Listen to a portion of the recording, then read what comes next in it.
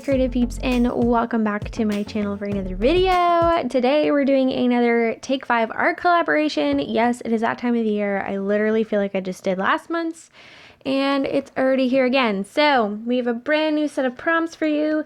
These prompts were chosen by XO Anna, or my lovely friend Anna. You may remember her. We did a collaboration together either earlier this year or last year. Can't remember. Time is weird.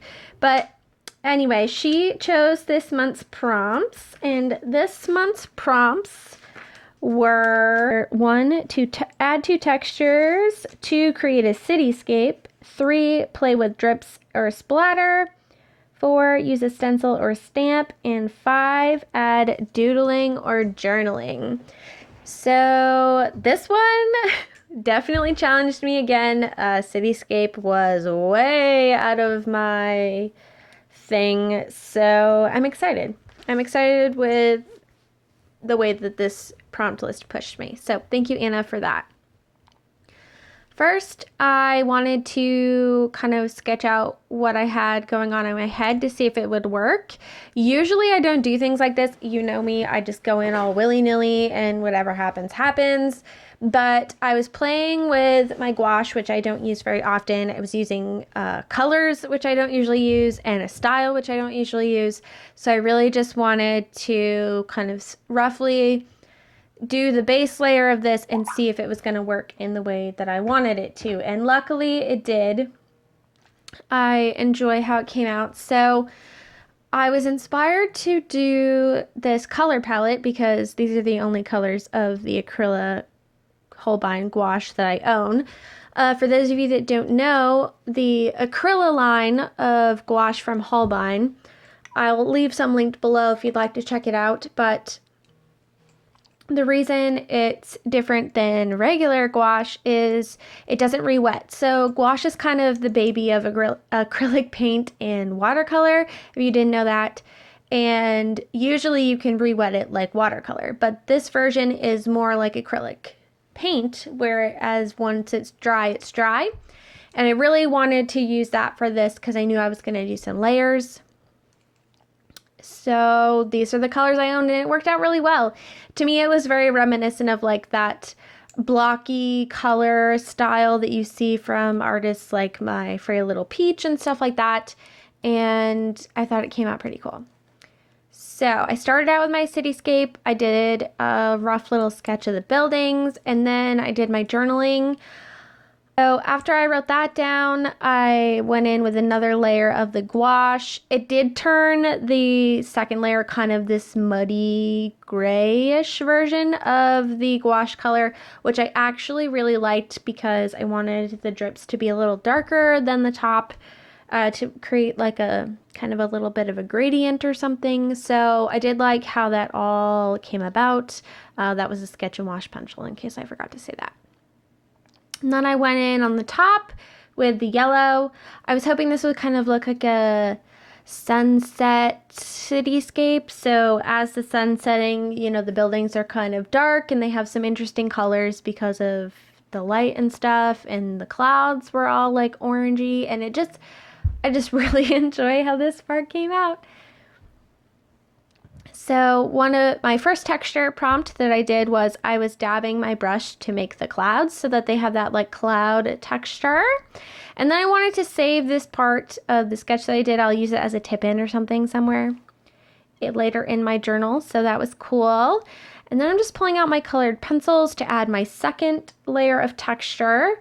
You guys know I love mixing colored pencils with water reactive medium like watercolor and stuff. I love the texture. So there's my 2 textures. I did the cityscape, I did the drips, I did the journaling. So we all know what's last. The stamping, the thing that I never do. So that is coming. But first I wanted to add a little bit of dimension and shading to these buildings to make them look like buildings and not blocks.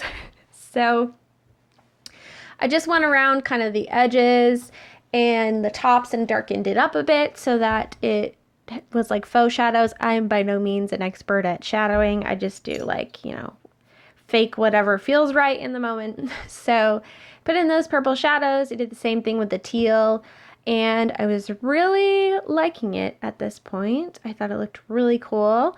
I'm using Prismacolor pencils. I have a big set of those, so I always grab for those, and I like how they lay down. The only problem is they're really waxy, so not too many things work well over it, but the colors, you can't beat it, really. So I'm doing that, and so I did this page, and then I was editing it back, and I now kind of wish I had not done like the edge to the edge page thing. I wish I had put down like a tape border. I think it would have looked a lot better if it had some type of white border around it, so it looked like a page that was pasted on there, because in the end, the way that I finished this page off, it looks weird without a border. So I may actually go back in later today and try to kind of mask off a really thin white border and paint that in and see how it looks. But I didn't do that for this video. Continuing on with my pencil shading, I dragged it down past the buildings a little bit, and at this point I had no idea what I was going to do over the top. I knew I had to stamp, but I wasn't sure what I was going to do. So I figured I would do a quote, and my original thought was to stamp the quote, and then for some reason I just started writing it in, so I just went with it. And I picked, this is part of a quote by Steve Jobs, or at least that's what it says. With these like meme quotes, you never know who it actually came from. But hopefully it was from him. And it says, "Your time is limited, so don't waste it living someone else's life." And the reason I chose this was because Cityscape it's not something I put in my journal because it's not something that resonates with me. I don't like cities. They stress me out. I don't like driving in them. I don't like walking in them. I don't like big crowds of people. I don't like shopping centers. I live in the woods. My closest grocery store is 20 minutes away in any direction. And I prefer nature with no neighbors. And that's just, cities are not my thing. No offense to anybody who is, like, it takes all kinds to make the world go round, but I was having a hard time wrapping my head around putting this in my journal because I felt like it didn't have a lot of significance to it. And then once I found this quote, it gave me the idea to use the stamp that I'm going to use, which you'll see. But it gave me a way to kind of make it my own. And for the most part, I'm pretty, like, I think authentic in, like, my daily life. I live, the kind of the life that I like living, hopefully, most of the time. But one of the areas I struggle with doing that is with my work. Obviously, part of my work and the way that I earn money is doing things like this. Thank you to my patrons real quick for sponsoring today's video. It's a good segue because they help support my creative endeavors and still pay my bills and post free content on YouTube. So thank you to them. Real quick, just throwing that in there. Usually I do it at the end, but it seems like a good time to do that. But anyway, as someone who is very academic and I always got really good grades in school, I tried to get like A's in everything except for math. Math and me don't get along, neither do me in foreign languages. I try, my brain's not wired that way. Or history. But anyway, I digress. I went to college right after high school, and I was really interested in the field of psychology. I like the research side of psychology, and I worked really hard. I did several concentrations within my major. I was in a special class for research. I got a special certification for counseling side of things. And I did all this, and still to this day, people are like, when are you going to go back to school? And even though it was something that I really enjoyed learning about, the more that I worked in those classes, the more I found it really wasn't something that lit my fire to do on a daily basis. It was more of like a hobby interest than a passion of mine.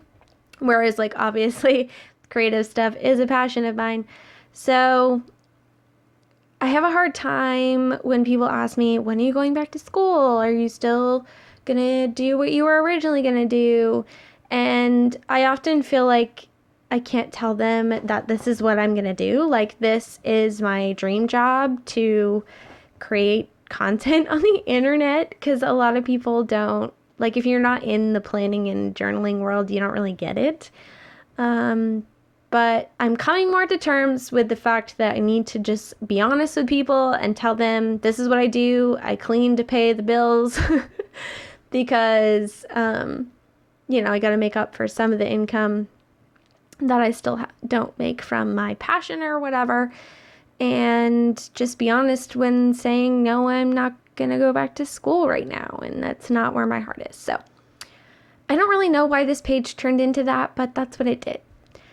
So now that I've gotten super raw and personal with you, let's go back to the layout.